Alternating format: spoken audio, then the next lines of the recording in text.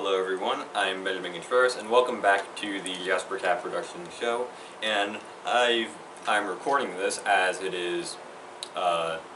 getting started to rain slightly where I'm at, so if you start hearing thunder outside, then you'll know the reason why. But I feel like that might be able to set the mood a little bit, because we are taking a look at the next volume in the Attack on Titan manga series, Volume 7. And as you can see from the cover here, and for those of you who already know about this story or watched the anime, we are going to end the sort of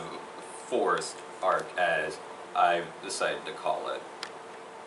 In the previous one, the Survey Corps was able to successfully trap the female Titan, and meanwhile, while all of this was happening, the side characters have pretty much been doing what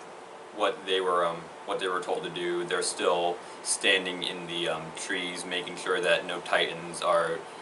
making their way into the forest where the main group is. And this is sort of where we get the major sort of theme or motif that this volume is trying to tell us about, and that's the sort of theme of, I guess you could say, leadership, because as you can no doubt understand, capturing the female Titan wasn't an easy process. There were tons and tons of lives that were lost in order for that part of the mission to succeed, and this gets Armin to an extent thinking that a leader might be very cold-hearted, or possibly can even be considered evil, but to him that could be a good thing for a leader, because to him it allows them to think of the bigger picture. It allows them to think what's best for the rest of humanity rather than what's best for themselves. Now, this sort of unfortunately, at least to me, isn't exactly a good character trait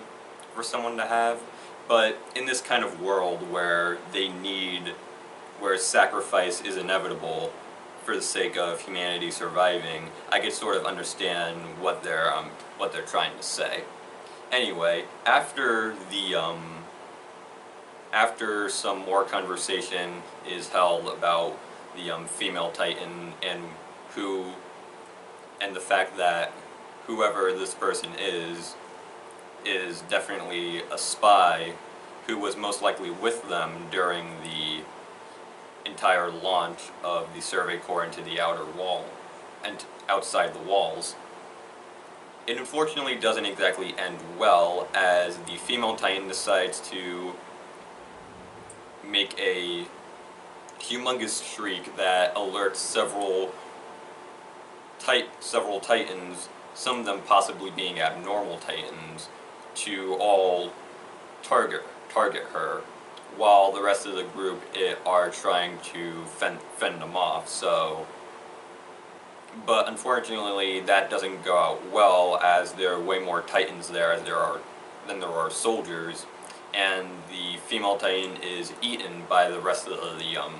regular-looking Titans, and whoever the person is, the person who's controlling this Titan is now completely gone. So the mission is considered a failure, and they plan to make a retreat. Meanwhile, when all of this is happening, a sort of mysterious soldier is seen, and I believe it was Erwin who got the idea that if the person who was the female Titan has the same equipment that the soldiers have, and if it's someone in their group, then it is likely that they're able to blend in with the rest of the soldiers. So it's going to be rather difficult for them to determine who it is. But afterward, this mysterious soldier kills one of the major members of the Survey Corps and becomes the female Titan again. And this angers the rest of Levi's squad, as they're called, and it allows them it encourages them to go just full on rage mode, essentially, at the female Titan, and they do a pretty good job at dismantling her, I guess is the correct word, as her arms are to the ground. She can barely stand, and right when they're about to go through for the final blow, the female Titan manages to regenerate at least certain parts of her body, and the entire group, the entire Levi squad, with the exception of Levi, Erwin, Eren, and Hanji, basically the rest of them all die. And this is considered by most people to be one of the most sad and heart-wrenching sort of moments in the entire series, because of these characters that we sort of grown to love. And while I can sort of understand that, there's a part of me that kind of makes me feel like these characters could have been a lot more than they were. We're told quite a few things about them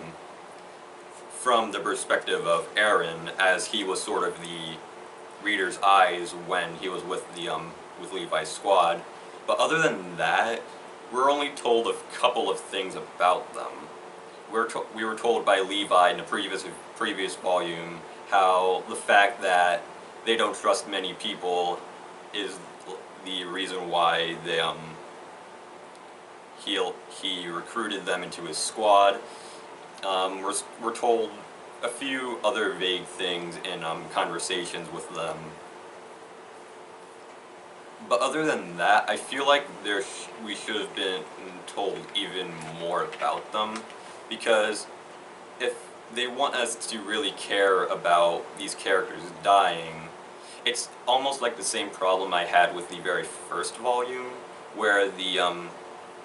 where all the members of the training group, some of them who, to my knowledge, were most likely not even given weren't even given names, as far as I'm aware, and then they killed them off. And while it's not exactly as, I guess, disappointing as that, because we do know about these characters compared to the ones in Volume 1, but I feel like one thing I would have really liked was a sort of spin-off manga or novel that's about nothing but the Levi squad before they met Eren, and that way we would be able to get more of a glimpse at the kind of people they are in this world. I'm just a sort of a sucker for learning more and more about these side characters in one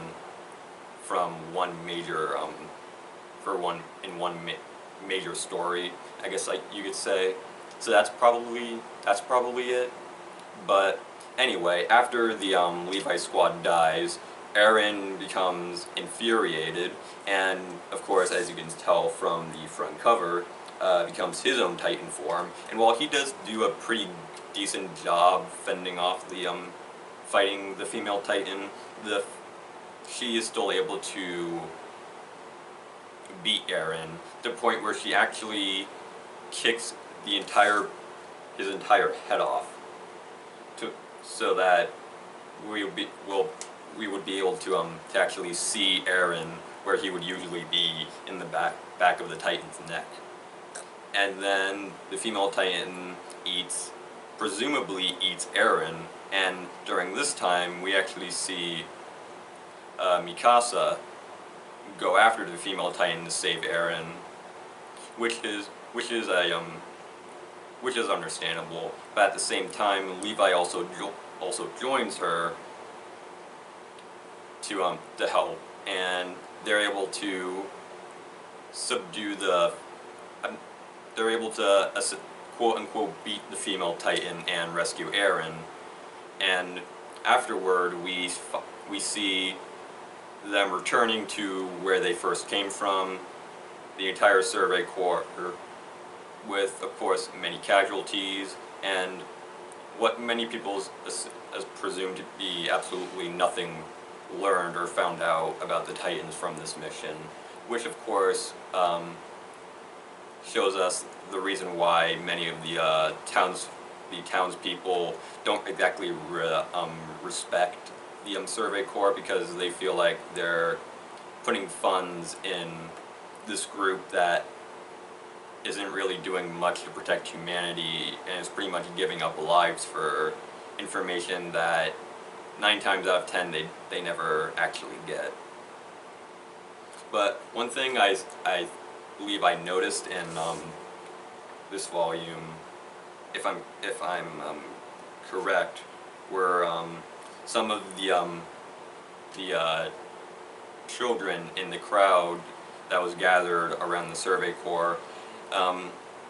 Their reaction to all of this is actually rather similar to Eren from the first volume, which I found it kind of interesting, and that's where the volume essentially ends. And overall, this was a rather there was quite a few things going on in this volume. There was it did have a good amount of focus on the Survey Corps and the Levi Squad, which makes sense, as this is the last time we'll actually be seeing the Levi Squad. And of course, while I do feel like their deaths were done pretty well, I kind of wish we simply had more information about them in, say, a different sort of media that could make us care more and more about them as to how we feel about them now. But overall, I did enjoy reading this volume, and if you're interested in the Attack on Titan series and you've been reading it up to this point, I recommend you give this a read. Or you could just watch the anime. There's that other option. But overall, I hope you all enjoyed me talking about Volume 7 of the Attack on Titan manga. I enjoyed talking to all of you about it, and stay tuned for next time, where I believe we actually reach the finale of, I guess what you could consider the first season of